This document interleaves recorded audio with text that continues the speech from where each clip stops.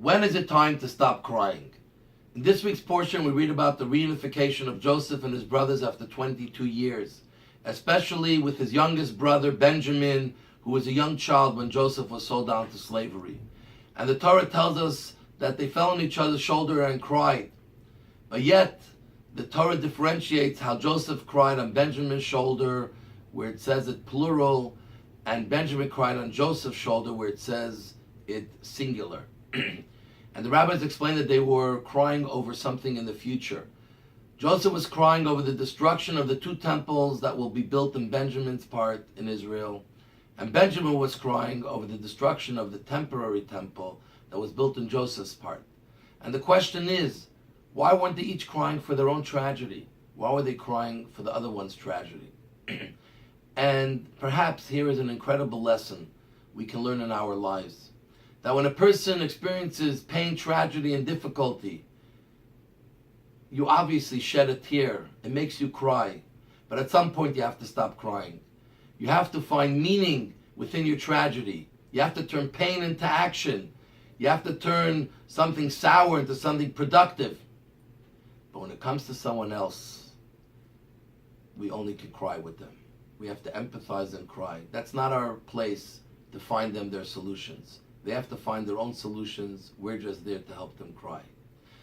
And I remind myself of a story that happened after the Second World War, after the Holocaust. The previous Rebbe, who lived then in New York, was visited by a fellow who had lost his entire family in the Holocaust. And he came to the previous Rebbe looking for answers. And he said, Rebbe, I lost my entire family, my parents, my siblings, I have nothing left. Why? Why did God do this to me? Please help me understand.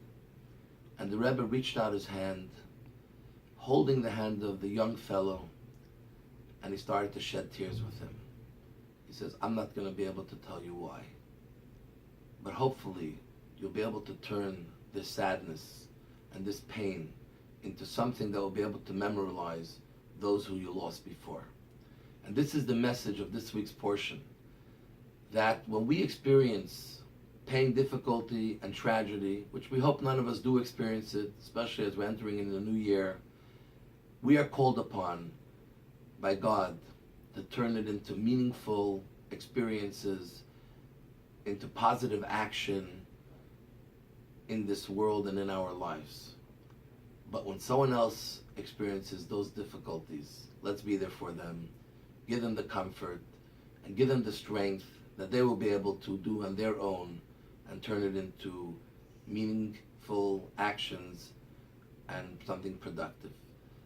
I'm wishing you a Shabbat Shalom, and for many of you coming back, welcome back to Montreal.